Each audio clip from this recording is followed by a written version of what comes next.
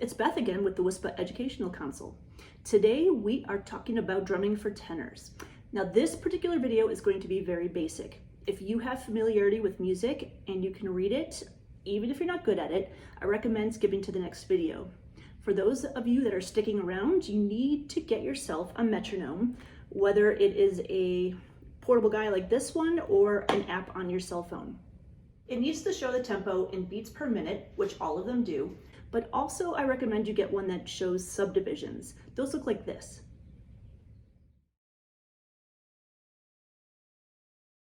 So the first thing I'm going to do is introduce you to the parts of a note. All notes have a head, whether it's solid or hollow. Aside from the whole note, which I'll explain later, all notes will have a stem. Stems can point up or down from the head, but it's just the composer's preference. There's no difference in note value. Lastly, some notes, depending on their duration, will have one or more flags or beams. Flags are used when a note is standing alone, and beams are seen when connecting notes together. Next, we're going to look at the structure of a score. At the top, you will usually see a title, composer, date of composition, usually the type of tune or score, and sometimes even the band name and/or competition year. Moving down to the top left, we see the time signature. Then there's a single line that stretches all the way across the page. You're probably used to seeing music with a regular staff that looks like this. Because our drums are capable of only a single tone, we don't need a 5-line staff to depict our one note. Some larger tenor sections might choose to use the 5-line staff in order to show the different voices of the separate tenors, but most get by with just the single line. If a note is above the line, you play with the right hand, and if it's below the line, it's played with the left. Some bands might use this notation, others don't. I find it helpful. This music is 4/4 time, which is a common time signature in music. In fact, the other name for 4/4s is common time. The top number indicates the number of beats in each measure, and the bottom number tells you what kind of note makes the beat. To understand this, it helps to visualize it as a fraction. I am so sorry to bring up fractions. You may recall that 4/4 is 4 times 1/4, or 1/4. The 4 is the number of beats per measure, and the 1/4 indicates a quarter note. Quarter notes look like this. They have solid heads and a stem without a flag or a beam. And see, 4 per measure. These vertical lines here mark the borders of each measure. Other frequently seen time signatures in pipe band are the 2/4s and the 3/4s. With these, the beat is still marked by the quarter note, but there are only 2 per measure in the 2/4s and 3 per measure in the 3/4s. Contrast this with the 6/8. 6 beats per measure, but now the 8th note is what makes the beat. 8th notes look like quarter notes, but they have either a single flag if it's a note by itself, or a single beam if it's attached to another group of notes.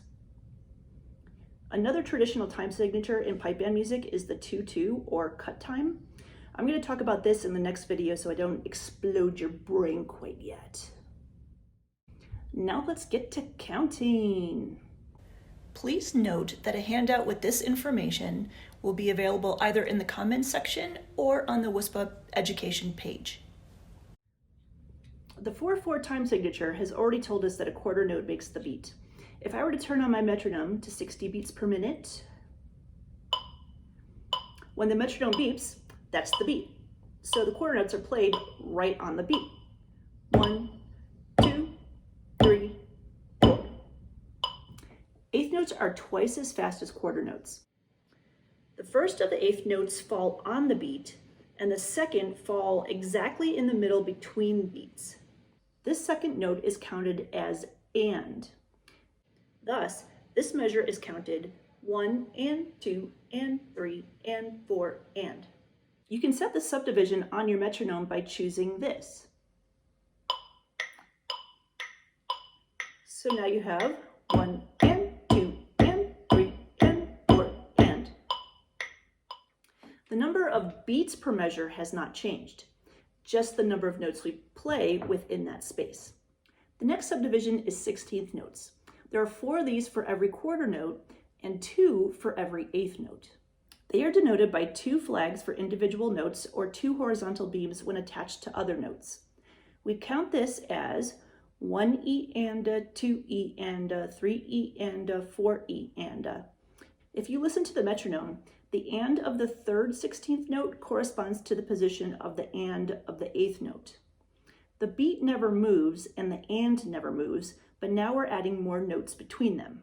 You can endlessly subdivide the beat smaller and smaller, but fortunately 16th notes are usually as fast as you're going to play on the tenor drum, with the exception of a rare 32nd note. That will be discussed in the next video. I'm going to briefly mention whole notes, which look like this and last for all 4 beats, and half notes, which look like this and last for 2 beats.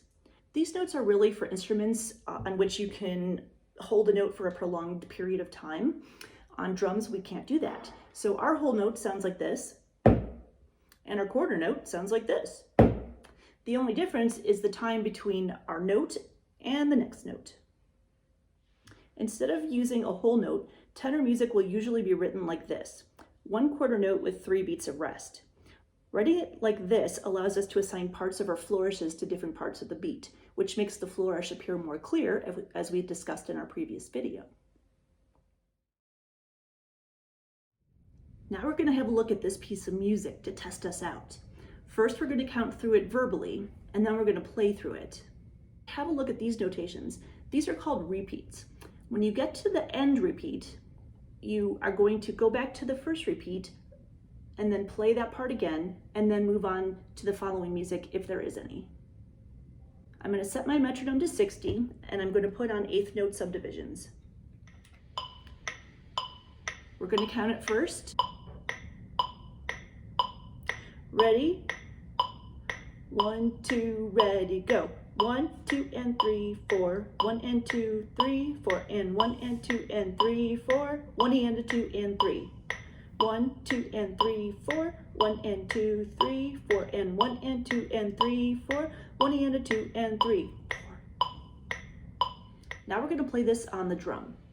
Don't worry if this is hard for you, because we're going to practice this in our next video. 1, 2, ready, go.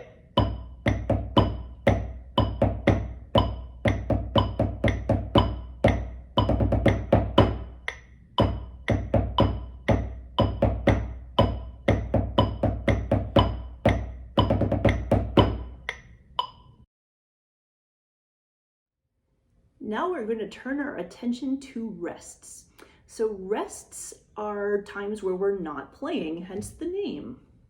For each type of note, whole, half, quarter, eighth, 16th, and so on, there's a corresponding rest. Check out this beauty of a chart. As you can see, whole rests and half rests are little rectangles below and above the line respectively. The quarter rest is just straight up odd looking, but you'll see it enough that you'll learn it quickly. Thankfully, 8th rest and 16th rest, plus all the smaller subdivisions, will have the same number of flags as their note counterparts. I was unable to find the actual name of the rest component that comes off of the stem. It kind of swoops down and has like a little ball on the end. So for our purposes, I'm going to continue to call them flags. We're going to play through another line of music, and this time it's going to feature rests. When you look at this line, the most complicated part is measure 4. It's that first beat. So before we turn on the metronome, let's look at that. It's going to be 1 E and a 2 and 3. 1 E and a 2 and 3. So you're going to hit on 1 E and a 2 and 3. Again, 1 E and a 2 and 3. So are you ready to play through this line? I'm going to start the metronome at 50 just because of that challenging last measure. 1, 2, ready, go. 1, 2, 3, 4, and 1, 2, and 3, and 4, 1, and 2, and 3, 4, and 1, and a 2, and 3. 1, 2, 3, 4, and 1, 2, and 3, and 4, 1, and 2, and 3, 4, and 1, and a 2, and 3. Well, that's enough for this video. I am pooped and my husband is shaving his own head in our backyard. Thank you for watching, and stay tuned for more drumming for tenors.